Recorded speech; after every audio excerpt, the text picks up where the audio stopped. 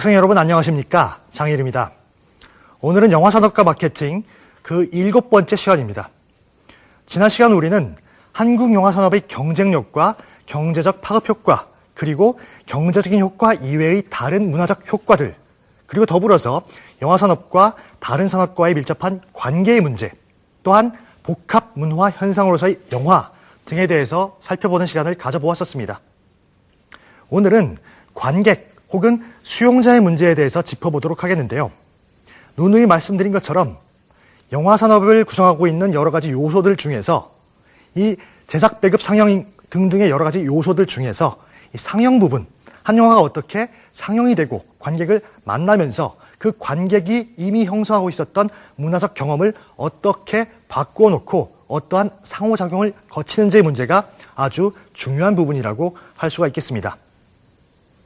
한국의 영화산업 하면은 실제로 국민 경제에서 차지하는 비중은 사실 그닥 높은 편이라고 말할 수는 없습니다. 하지만 그 발전 속도로 미루어 짐작해 볼 때 영화산업이 향후에 경제적인 부분뿐만 아니라 문화적인 차원에서 우리한테, 우리 대중에게, 우리 관객에게 실로 막대한 영향력을 점점 더 발휘할 것이라는 점은 아주 상식적으로 짐작해 볼 수 있는 문제라고 할 수 있겠습니다. 그렇다면 이 관객의 문제에 대해서 하나하나 짚어보도록 하겠습니다.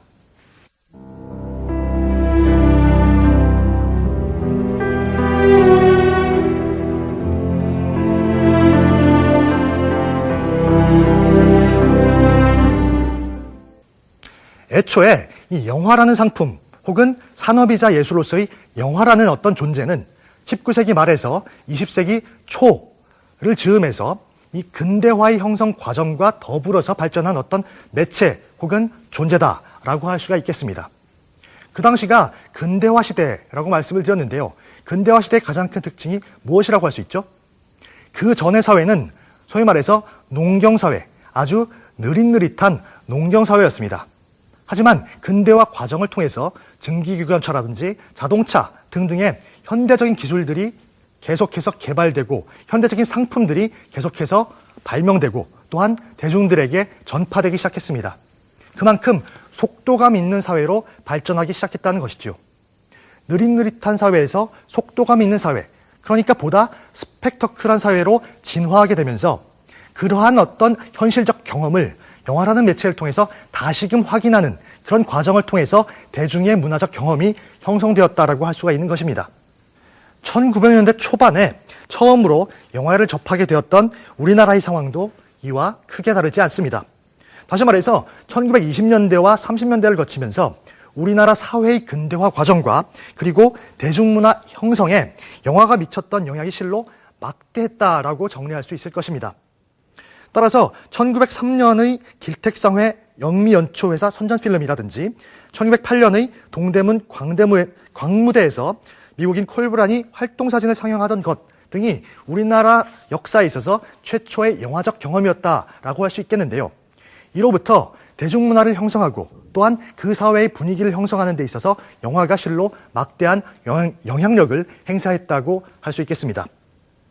따라서 외국 영화가 수입되어서 외국의 문물을 전달해주고 또한 도시적 경험을 실제로 경험함과 동시에 그러한 빠른 스피드의 도시적 경험을 다시 영화를 통해서 재확인하는 그러한 과정을 거치면서 한국의 대중문화가 형성되었다라고도 표현할 수 있겠습니다. 따라서 1930년대의 모던 걸이라든지 모던 보이의 등장 등이 바로 이 영화의 영향을 받은 것이라고 해도 크게 문제가 되지 않을 것입니다. 특히 외국 영화 중에서 애니메이션, 디즈니로 대표되는 이 애니메이션의 수용은 우리나라의 문화에 막대한 영향력을 끼쳤는데요. 특히 디즈니의 대표적인 캐릭터라고 할 수 있는 미키마우스, 누구나 다 알고 있는 캐릭터죠. 이 미키마우스는 곧 아메리카의 상징, 선진화된 미국 사회의 상징으로까지 받아들여졌습니다. 그만큼 디즈니의 만화영화, 디즈니의 애니메이션, 그리고 미키마우스라는 캐릭터가 우리에게 주었던 문화적 충격은 실로 너무도 큰 것이라고 정리할 수 있는 것이겠습니다. 그렇다면 이 미키마우스에 대해서 잠시 화면을 통해서 부연 설명을 들어보도록 하겠습니다. 월트 디즈니 회사의 상징이자 세계에서 제일 유명한 캐릭터 중 하나인 미키마우스. 미키마우스는 월트 디즈니가 제작했던 애니메이션 검은 토끼 오스왈드의 판권을 잃고 이를 대신하여 만들어진 캐릭터다. 때문에 오스왈드를 기초로 하여 어브 아이웍스가 디자인을 완성했다. 월트 디즈니는 원래 그를 모티머 마우스라고 이름 붙이려 했지만 그의 부인 릴리안 디즈니에 의해 미키 마우스라고 불리게 됐다. 여러 사람의 희망을 담으며 태어난 미키 마우스지만 처음부터 승승장구한 것은 아니었다.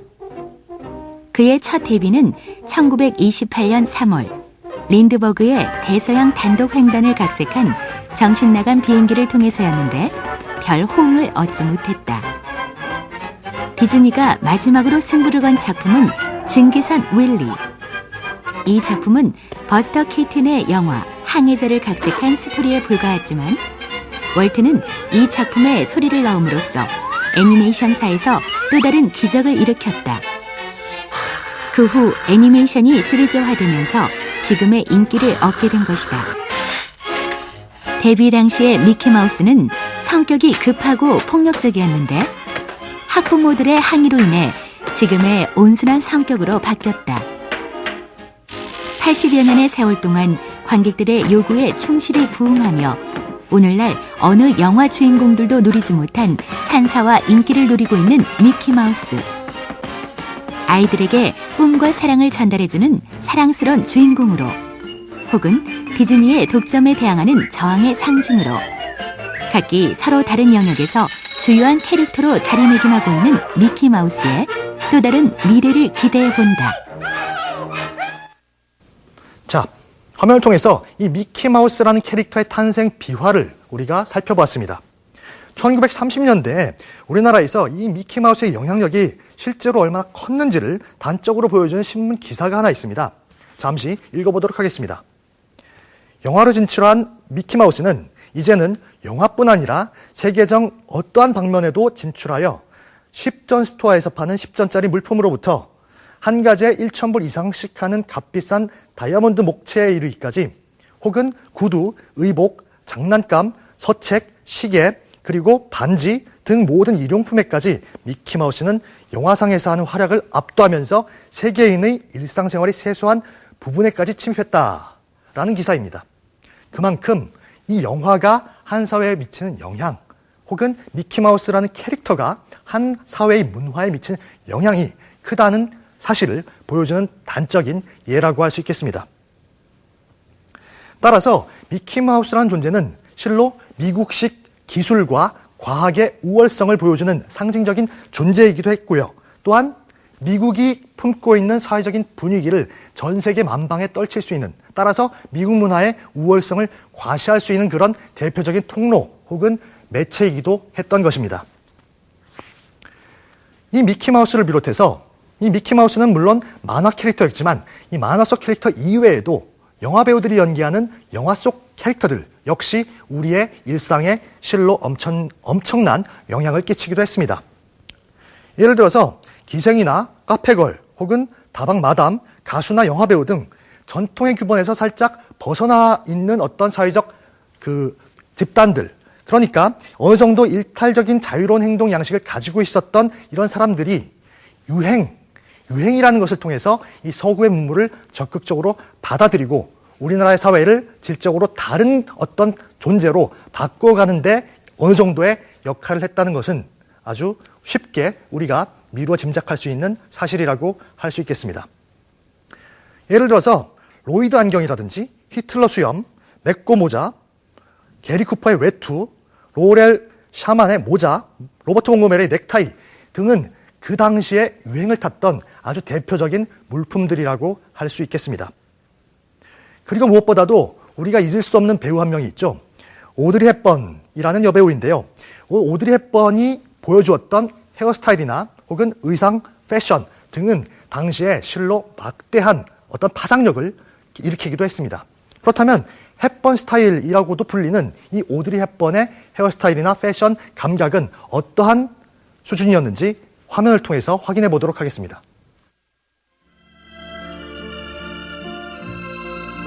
오드리 헵번 주연의 1961년작 티파니에서 아침을. 뉴욕 맨하탄의 새벽거리. 한 여인이 택시에서 내린다.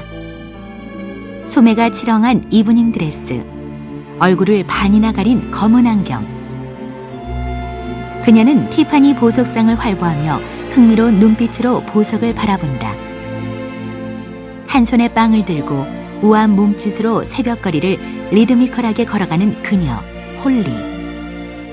가난한 작가 폴을 사랑하지만 그보다 사회적 지위와 권력, 물질적 향락을 추구할 수밖에 없는 안락한 현실을 원하는 홀리의 모습은 현대 여성들의 심리와 아주 비슷하게 맞아떨어진다.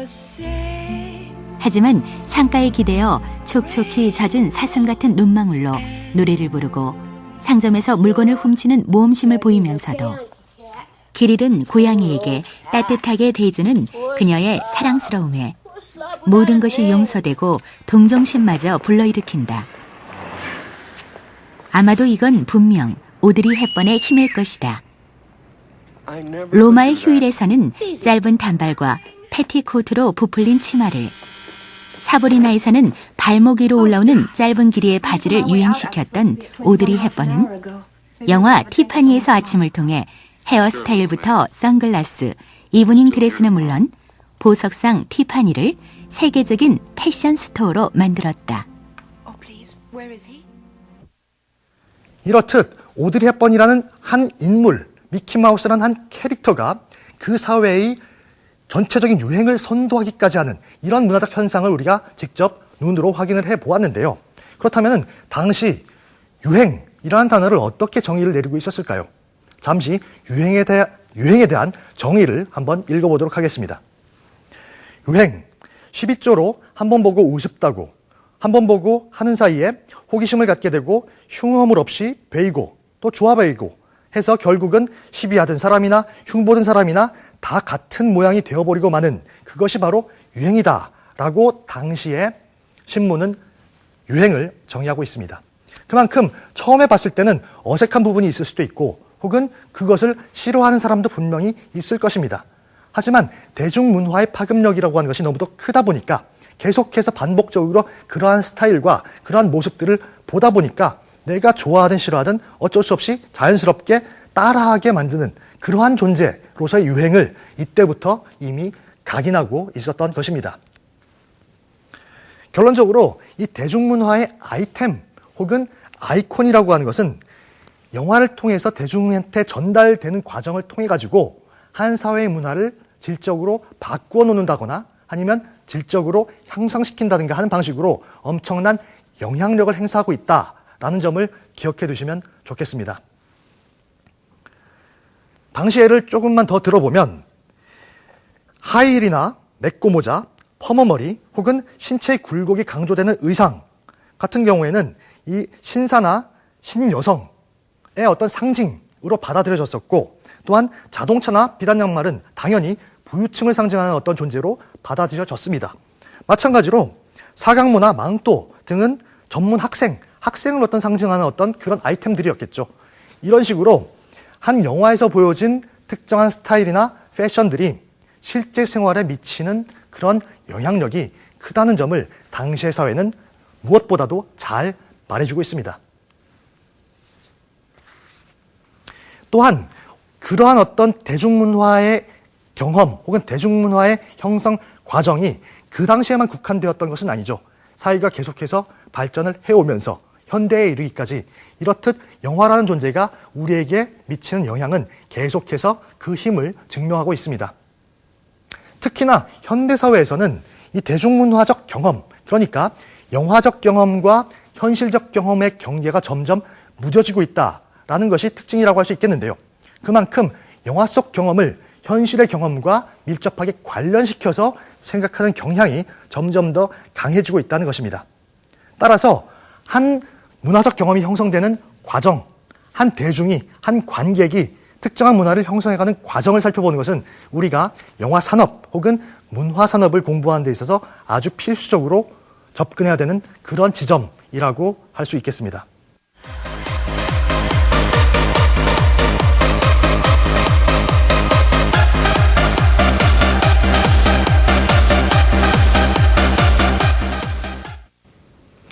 다른 문화 산업과 마찬가지로 이렇게 대중의 영향력 혹은 관객의 영향력 혹은 대중문화로부터 받는 사회의 어떤 파급력이라고 하는 것이 점점 더 중요해지고 있는 이 시점에서 대중문화를 직접적으로 소비하는 존재, 소비자, 수용자 혹은 영화의 입장에서는 관객이 되겠죠.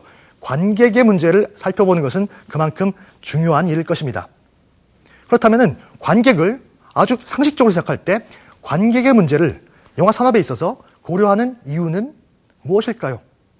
관객의 성향을 일단 파악해야 그 영화의 대략적인 수요를 예측할 수가 있겠죠. 영화도 분명히 산업이라고 했습니다. 따라서 지극히 경제적인 시각으로 접근하자면 관객의 성향을 파악해야 영화라는 상품이 좀 더 많이 판매가 될 것이고 좀 더 많이 판매가 되는 만큼 그만큼의 많은 수입을 올릴 수 있을 것입니다.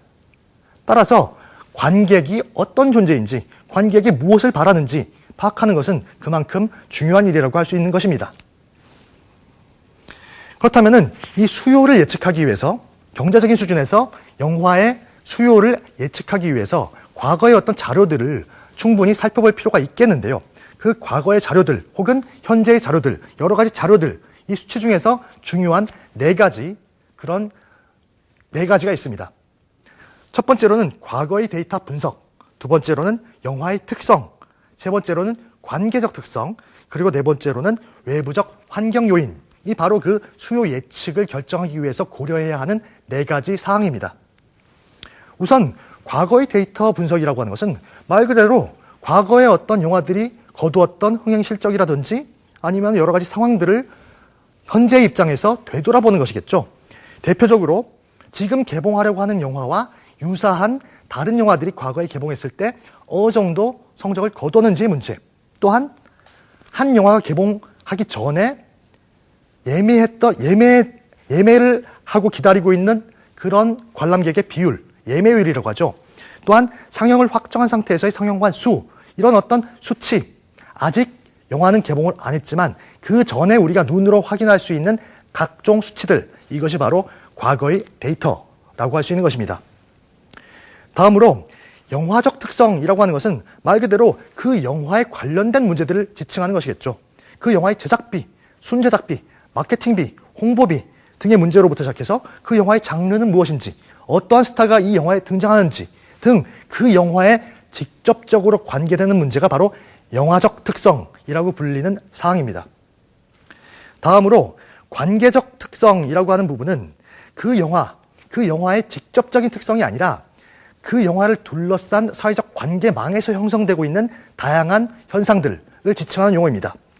예를 들어서 수직적으로 통합된 투자 배급사의 작품인지 아니면 어떤 극장 체인망, CGV, 메가박스, 롯데시네마 어디에서 개봉을 하는지 과연 어떤 사람들이 투자를 냈고 어떤 사람들이 어떤 의도로 이 영화를 기획했는지 그 영화에 관련은 되지만 직접적으로 그 영화 자체만의 특성이라고 할 수 없는 부분들, 이 바로 관계적 특성이라고 불리는 사항입니다. 마지막으로 외부적 환경 요인을 들 수 있겠는데요. 외부적 환경 요인은 말 그대로 그 영화를 둘러싸고 있는 외부의 어떤 환경, 외부의 상황을 말하는 것이겠죠.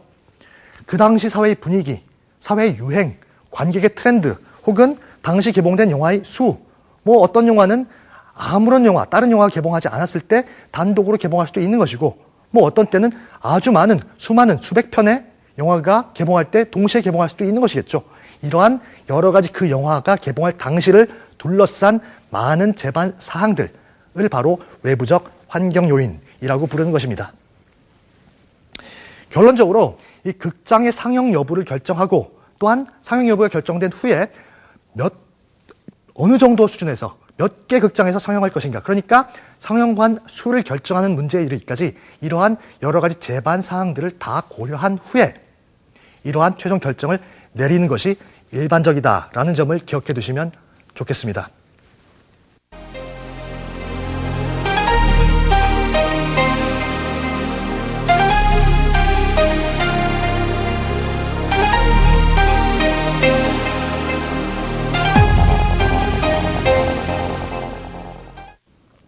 영화의 상영 여부나 상영관 수를 결정하는 데 있어서 여러 가지 사항들을 우리가 고려해야 한다고 말씀을 드렸습니다. 하지만 무엇보다도 가장 중요한 고려 대상은 바로 관객 그 자체일 것입니다. 관객이 과연 어떠한 존재이고 어떠한 성향을 보이는지를 파악하는 것이 당연히 한 영화의 흥행 성적을 예측하는 데 있어서 가장 중요한 이슈이기 때문이겠죠. 1999년에 행해졌던 쿠아드라도와 프라시킷의 연구에 따르면 이 관객이라고 하는 존재는 크게 세 가지 유형으로 나뉘어질 수 있다라고 합니다. 이 세 가지 유형은 사회적 유형, 수동적 유형, 그리고 영화광 유형이라고 정리를 했는데요. 그렇다면 이 세 가지 유형에 속한 관객들이 각각 어떠한 특성을 보이는지에 대해서 짚어보도록 하겠습니다. 먼저 이 사회적 유형의 관객은 어떠한 이유에서 극장을 찾을까요? 그에 대한 대답으로는 즐거움을 위하여, 친구 관계를 원활하게 유지하기 위하여, 또한 대화의 주제를 위하여 등이 나왔습니다. 말 그대로 사회적 관계를 중시하는 그런 유형의 관객이 바로 사회적 관계 유형으로 정리가 된 것이겠죠. 기본적으로 이들 사회적 유형의 관객들은 영화 관람에 대한 강한 욕구를 가지고 있습니다. 하지만 영화 관람 플러스 여가소뇽, 내가 사회적인 관계를 원활하게 유지하기 위해서 여가소뇽을 하고 오락을 즐기고 하는 데에 대한 다른 어떤 부가적인 문제에 대한 의지도 강하게 표출하고 있습니다. 자신의 기호에 맞는 극장을 찾기도 하고, 따라서 자기가 여가소뇽만 할 수 있다면 가깝지 않은 곳, 아주 멀리 위치한 극장이라도 충분히 찾아갈 그런 용의가 있는 그런 존재가 바로 사회적 유형의 관객들이라고 할 수 있겠습니다. 다음으로는 수동적 유형의 관객들을 들 수 있겠는데요. 수동적 유형의 관객들이 극장에 가는 이유는 사회적 유형의 관객들과는 다소 차이가 납니다. 예를 들어서 친구와 동행하기 위해서, 쇼핑센터를 이용하기 위해서, 물론 어떻게 보면 사회적 유형과 유사한 대답이라고 볼 수가 있겠습니다. 하지만 그 여가소뇽을 하더라도 혹은 쇼핑센터에 방문을 하더라도 그것이 자신의 의지가 아니라 다른 사람이 가자고 해서 능동적인 형태가 아니라 수동적인 형태로서 영화 관람 행위가 이루어진다는 점이 이 사회적 유형의 관객과 수동적 유형의 관객의 가장 큰 차이라고 할 수가 있겠습니다. 마지막으로 영화광 유형의 관객을 들 수가 있겠는데요. 말 그대로 영화광이 뭐죠? 영화를 미치도록 좋아하는 사람이라는 뜻이죠. 그만큼 영화 자체에 대한 의지가 강한 사람들이 바로 영화광 유형의 관객들이라고 할 수 있습니다. 따라서 영화와 관련이 없는 다른 사회적인 활동, 쇼핑이나 친구와의 관계나 이런 다른 부분보다는 영화 그 자체에 관심을 가지고 있는 사람들이 바로 영화광 유형의 관객들이라고 할 수 있는 것입니다. 따라서 이렇듯 세 가지 관객 유형으로 우리가 구분을 잠시 해보았는데요. 이 관객 유형을 구분하는 이유는 어떤 영화를 개봉을 할 때, 하기 전에 어떤 관객들이 이 영화를 많이 볼 것인가를 예측을 하고, 이 영화는 어떠한 1, 2, 3번 중에서 영화광 유형의 관객들이 좋아할 만한 영화구나 라는 점이 판단이 된다면 그러한 유형의 관객들에게 주된 어떤 광고나 마케팅 비용을 지출하는 것이 당연히 상식적으로 올바른 일이겠죠. 이렇듯 관객이 어떠한 존재인지, 어떠한 성향을 보이고 있는지를 파악하는 것이 현대사회에 있어서 아주 중요한 문제 중에 하나라는 점을 기억하시면 좋겠습니다. 관객의 문제를 이야기할 때 빼놓을 수 없는 부분이 하나 있습니다. 그것은 바로 멀티플렉스 극장의 도입과 관객의 어떤 영화 관람 행태의 변화라는 문제가 되겠습니다. 본격적으로 멀티플렉스와 관련된 관객의 문제에 대해서 언급하기에 앞서서 잠시 화면을 통해서 멀티플렉스에 관한 기본적인 상식을 짚어보도록 하겠습니다. 이제 극장에서 영화만을 보던 시대는 지났다. 한 건물 안에 적어도 10개 이상의 상영관과 식당, 카페, 쇼핑타운 등을 갖추고 있는 멀티플렉스의 등장은 영화를 본다는 의미를 논다는 의미로 자연스럽게 확장시켰다. 놀이공원처럼 떠들썩하게 치장된 최첨단 복합 상영관 입구에 들어서기만 하면 영화 보기는 물론 쇼핑, 식사, 게임 등을 반경 100m 안에서 해결할 수 있게 된 것이다. 하지만 무엇보다도 멀티플렉스가 불러온 가장 큰 변화는 바로 영화 보기 자체, 즉 관객의 영화 관람 형태라고 볼 수 있다. 멀티플렉스가 생기기 전 여럿이 함께 영화를 볼 경우에 이미 본 영화가 저마다 다르다는 점이나 보고 싶은 영화가 제각각인 점 등의 문제가 가장 큰 걸림돌이었다. 그러나 멀티플렉스의 경우 한꺼번에 최대 10여 편 이상의 영화를 동시 상영하고 있어 한 극장에서 각자 보고 싶은 영화를 보고 다시 쉽게 만날 수 있는 상황이 가능해졌다. 또한 10여 편의 최신작들이 10여 분의 시차로 상영되는 시스템 또한 큰 장점이라고 할 수 있다. 영화 한 편을 보기 위해 짧게는 몇십 분, 길게는 2시간 반 이상 극장 근처를 맴돌며 낭비해야 했던 시간을 최소화할 수 있게 된 것이다. 또한 쇼핑가와 함께 형성된 멀티플렉스의 확장은 그야말로 가족이 편안하게 즐길 수 있는 공간이라는 인식을 심어줌으로써 가족 단위 관객층을 끌어모으는 역할을 담당하기도 한다. 이러한 멀티플렉스와 관객의 형태 변화는 서로 영향을 주고받는 역동적인 관계선상에 놓여 있다. 다시 말해서 관객들의 생활 패턴이 변하면서 기존의 단관 극장이 아닌 새로운 그 어떤 것이 요구됐고 바로 그 결과물이 멀티플렉스의 탄생으로 이어진 것이다. 그리고 역으로 멀티플렉스가 정착되자 관객들의 영화 관람 행태가 서서히 변화되어 지금에 이른 것으로 볼 수 있다. 네, 그렇습니다. 이 멀티플렉스라고 하는 것은 단일 매표소를 가지고 있지만 스크린이 하나가 아닌 2개 이상을 가지고 있는 그러한 어떤 극장 시스템을 멀티플렉스라고 하는 것입니다. 그러니까 한 편의 영화를 상영하고 있는 단일 스크린의 극장이 아니라 여러 편의 영화를 동시에 상영하고 있는 여러 스크린을 가지고 있는 극장이 바로 멀티플렉스가 되겠습니다. 1963년 스탠리 더우드라는 사람이 캔자스 시티에 세웠던 2개짜리 스크린의 극장이 바로 멀티플렉스 극장의 시초라고 받아들여지고 있습니다. 우리나라에서는 1998년 4월에 테크노마트 빌딩에 문을 열었던 CGV가 최초의 멀티플렉스 극장입니다. 이 멀티플렉스 극장이라고 하는 것의 가장 큰 장점은 무엇일까요? 그것은 바로 수용자, 우리 관객의 선택의 폭을 넓혀주었다는 것일 것입니다. 또한 더불어서 두 번째 장점은 영화를 보러 가서 이 멀티플렉스 극장들은 보통 다른 문화 시설들을 동시에 설비를 갖추고 있습니다.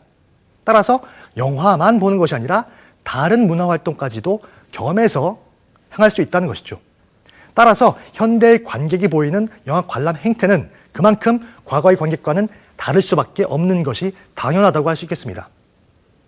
좀 전에 해외의 사례를 통해 가지고 관객이 3가지 유형으로 나뉜다라고 말씀을 드렸었는데요. 마찬가지로 우리나라에서도 이와 비슷한 연구가 있었습니다. 유사하게 3가지 유형으로 관객을 나누었습니다. 그것은 바로 영화 중심 유형, 여가 중심 유형, 사회적 관계 중심 유형이라는 3가지입니다.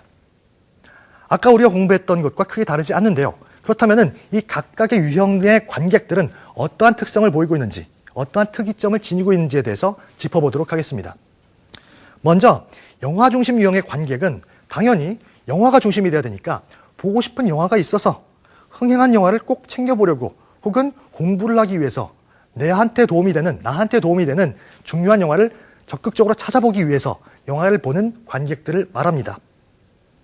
반면에 여가 중심 유형의 관객은 영화 자체의 소비도 중요하지만 영화와 관련된 복합 문화시설, 다른 시설, 내가 여가 소용을 하기 위해서 필요한 제반 시설들을 이용하는 데에 관심이 더 많은 그런 집단이 바로 여가 중심 유형의 관객들이 되겠죠. 다음으로 사회적 관계 유형의 관객들은 당연히 사회적 관계를 중시하는 어떤 집단들을 말합니다. 그러니까 여가 소용이다, 영화를 관람한다 라는 문제보다는 친구들과의 관계를 원활하게 유지하기 위해서 혹은 가족 간의 친목을 도모하기 위해서 등 사회적 관계, 내가 직접적으로 밀접한 관련을 맺고 살아가고 있는 그 사람들을 위해서 영화의 문화, 영화라는 문화를 즐기러 가는 그런 행태를 보이고 있는 관객들이 바로 사회적 관계 유형의 관객들이라고 할 수 있겠습니다. 영진이의 보고서에 따르면 이 3가지 유형의 관객들이 영화를 선정하고 혹은 내가 보고 싶었던 영화가 매진이 되었을 때 보이는 태도 등 여러 가지 측면에서 어느 정도의 차이를 보인다고 합니다. 일단 그러니까 영화 중심 유형의 관객들의 절반 정도는 그 보고 싶었던 영화가 매진되었을 경우에 거의 관람을 포기합니다. 왜냐하면 말 그대로 나는 그 영화가 보고 싶어서 간 것이기 때문에 그 영화가 아닌 다른 영화를 볼 마음은 없다는 의미겠죠. 반면에 여가 중심 유형의 관객, 그리고 사회적 관계 중심의 관객은 영화가 매진되었을 때 다른 영화를 보는 비율이 절반 가까이 됩니다. 그러니까 그 영화 자체가 중요한 것이 아니라 어떤 사람들은 사회적 관계가 더욱더 중요한 문제이고, 또 어떤 사람들에게는 여가선형, 영화 외의 다른 문화 활동이 더욱 중요한 문제이기 때문에 그 특정 영화를 안 봐도 무방하다는 그런 태도를 보이고 있는 것입니다. 따라서 어떤 유형의 관객이냐에 따라서 그 어떤 타겟을 정해놓고 우리가 접근하는, 수요를 예측하고 관객의 성향을 파악하는 방식이 달라진다는 점은 두말할 필요도 없을 것입니다. 그렇다면 이 세 가지 유형의 관객들, 그러니까 영화 중심, 여가 중심, 사회적 관계 중심 유형의 관객들이 어떠한 방식으로, 어떠한 순서로 한 영화를 보게 되는지에 대해서 짚어보도록 하겠습니다. 먼저 영화 중심 유형의 관객들은 다음의 순서로 영화를 선정한다고 합니다. 일단 보고 싶은 영화, 특정 영화를 선택해야겠죠. 두 번째로 그 영화가 하고 있는 극장 번역을 선택합니다. 다음으로는 특정 극장을 선택하겠죠. 하지만 그 극장을 선택했을 때 영화가 매진됐을 가능성도 있습니다. 매진 시 권역 내의 다른 극장을 선택하게 됩니다. 그런데 거기서도 또 매진이 될 수가 있겠죠. 또 한 번 매진 시 다른 권역, 그러니까 그 권역 외의 다른 극장을 선택하게 됩니다. 여기서 또 매진 시 영화를 포기하게 됩니다. 왜냐하면 이 영화 중심 유형의 관객들은 누누이 말씀드리지만 그 특정 영화를 보고 싶은 관객들이기 때문이겠죠. 반면에 여가 중심 유형의 관객들은 처음에 영화를 선택하는 것이 아니라 극장 권역을 먼저 선택을 합니다. 그 권역 내에서의 극장을 선택하는 것이 두 번째 과정이 되겠고요. 다음으로 그 극장에서 하고 있는 여러 영화들 중에서 매진이 되지 않은 영화를 선택한다고 합니다. 그러니까 특정 영화를 보고 싶은 게 아니라 그 멀티플렉스의 복합 문화 공간을 이용하기 위해서 극장을 찾는 것이 바로 여가 중심 유형의 관객들이라고 정리할 수 있겠습니다. 따라서 이 관객들이 그 유형에 따라서 보이는 행태들이 이만큼 다를진데 어떠한 방식으로 흥행 수요를 예측하고 또한 상영 여부를 결정하며 상영관 수를 확정할지에 대해서는 이러한 관객들에 대한 철저한 분석과 어떤 조사를 통해서 이루어지는 것이 당연하다고 다시금 강조를 하고 싶습니다. 이 영화 관객과 관련해서 이 영진이의 보고서에 따르면 특정 대상 영화들, 흥행도 됐지만 거대 자본이 들어갔고 그만큼 전국적으로 많은 스크린 수에서 개봉됐던 영화들이 과연 그 공급과 수요의 측면에서 합리적이고 올바른 과정을 통해서 우리에게 제공이 되었는지에 대한 여부를 조사했던 적이 있습니다. 혹자는 태극기 휘날리며를 비롯한 흥행 영화들이 아무리 많은 극장에서 상영을 할지라도 그거를 보고 싶어하는 관객들이 분명히 존재하기 때문에 충분히 이것은 독과점 문제를 논할 것이 아니라 우리의 상식적인 경제활동에 있어서는 아주 당연한 일이다라고 주장을 하는 반면에 일각에서는 아니다, 이것은 그 극장에 찾아갔을 때 그 영화밖에 안 하는데 그러면 그걸 보지 다른 영화를 볼 여지가 없기 때문에 이것은 분명히 독과점 문제이다 라고 주장을 하는 케이스도 있습니다. 그렇다면 우리나라에서 이러한 케이스, 이러한 문제를 사회적 이슈로 만들었던 몇 편의 흥행작들이 있는데요. 그중 대표작이었던 태극기 휘날리며 라는 영화를 잠시 화면을 통해서 만나보도록 하겠습니다. 오빠는 힘들쟁이, 오빠는 깍쟁이냐. 6.25 전쟁의 소용돌이에 휘말린 두 형제의 비극적 운명과 형제애를 그린 영화 태극기 휘날리며 1999년 한국 영화 사상 최다 관객을 동원했던 쉬리 이후 강재규 감독이 5년 만에 메가폰을 잡은 블록버스터 영화로 장동건과 원빈이 주연을 맡아 캐스팅만으로도 화제를 불러 모았었다. 1950년대 서울 종로. 가족의 생계를 위해 구두 닦기를 하는 진태와 그가 아끼는 동생 진석, 진태의 약혼녀 영신과 가족들은 어려운 가운데서도 밝고 활기찬 생활을 해나간다. 가만히 좀 있어봐. 내가 그릇에 담아줄게. 그러던 어느 날 6.25 전쟁이 일어나고 진태와 영신의 가족들은 피난 행렬을 따라 대구까지 내려가게 된다. 그러나 대구 역사에서 만 18세의 진석이 강제로 징집되어 군용열차에 오르자 진태는 동생을 구하기 위해 군용열차에 오르지만 진태 역시 징집되고 만다. 얼굴 왜 그랬어? 잠깐만요. 필상. 두 형제는 징집과 동시에 낙동강 방어선 전투에 투입되는데 같이 있게 해주십시오. 진태는 무공 훈장을 받으면 동생을 제대시킬 수 있다는 대대장의 말을 듣고 오로지 동생을 위해 전쟁 영웅의 길로 들어선다. 그러나 갈수록 전쟁의 광기에 휘말리는 진태와 그런 형의 모습을 바라보는 진석 사이에 갈등과 증오가 싹트기 시작한다. 난 널 제대시킬 훈장이 필요했을 뿐이야. 영만영 죽여서 받은 훈장이야. 이후 진태의 약혼녀 영신이 인민군에게 협조했다는 이유로 국군에게 죽임을 당하고 진석 역시 국군에게 죽임을 당한 것으로 믿은 진태는 이번엔 인민군 부대장이 되어 국군의 표적이 된다.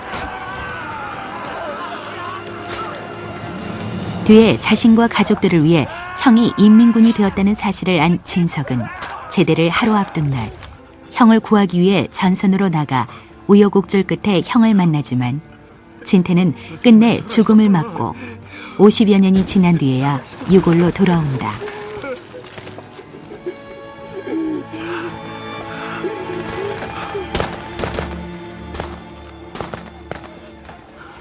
어서 가. 같이 가야 돼. 전쟁의 광기를 두 형제의 비극적인 운명과 형제의 초점을 맞춘 영화 태극기 휘날리면은 순 제작비만 147억 원에 2만여 벌의 군복과 연인원 2만 5천 명의 엑스트라를 동원했고 IM4 셔먼 탱크와 경장갑차, 야포 등 각종 무기를 직접 촬영에 투입하는 등 갖가지 촬영 뒷얘기를 낳기도 했다. 그러나 태극기 휘날리며가 양산한 숱한 화제거리 중에서도 당연 최고봉은 관객 동원 기록에 있다. 태극기 휘날리며는 개봉 당일 32만 4천 명의 관객을 동원해 종전의 실미도가 가진 30만 1,000명을 넘어섰고 개봉한 수에서도 반지의 제왕을 넘으면서 한국 영화사의 각종 기록을 갈아치웠다.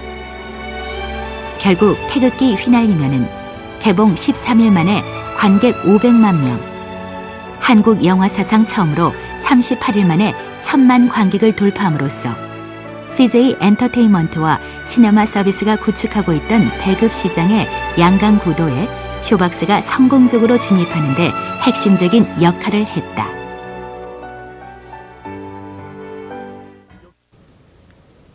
예, 태극기 휘날리며의 장면들을 만나보셨는데요. 이번 시간의 주제는 바로 이러했습니다. 우리가 상영 여부를 결정하고 상영 관수를 결정하기 위해서는 관객에 대한 어떤 문제를 고려해야 된다. 그런데 관객에 대한 문제를 고려하는 데 있어서 지극히 경제적인 시각으로 접근하자면 그것은 흥행 수입을 예측하기 위해서다라는 문제였습니다. 하지만 이 독과점 문제라든지 혹은 스크린 쿼터제의 문제 등 이 경제적인 시각만으로는 해결되지 않는, 그리고 경제적인 시각을 바탕으로 했을 때의 논리보다 훨씬 더 중요한 그러한 내용들, 사항들이 있습니다. 그것은 바로 문화적 다양성 확보의 노력이겠죠. 태극기 휘날리며, 태풍 등 여러 가지 흥행 영화들이 과연 스크린을 많이 차지할 때 그것을 긍정적으로 바라보아야 할지, 부정적으로 바라보아야 할지 문제는 단지 경제적인 마인드로 접근할 문제가 아니라 문화적인 가치 차원에서, 문화적 다양성을 인정하는 차원에서 그 논의가 이루어져야 되는 것이 당연한 문제라고 할 수 있겠습니다. 자, 오늘은 이 영화 관객에 관련된 문제들, 그러니까 상영 여부를 결정하기 위해서 혹은 상영관 수를 결정하기 위해서 필요한 여러 가지 데이터베이스 중에서 가장 중요한 이 관객의 문제를 중심으로 해서 영화 산업의 문제, 그리고 문화적 다양성 혹은 경제적 가치의 충돌 문제 등을 살펴보았습니다. 다음 시간에는 이것과 관련해서 영화 문화라고 하는 것이 어떻게 적극적으로 우리에게 다가오며 우리는 어떠한 방식으로 그것을 소비하는지에 대한 보다 구체적인 모습들을 살펴보도록 하겠습니다. 오늘 하루도 공부하시느라 수고하셨습니다. 다음 시간에 뵙겠습니다.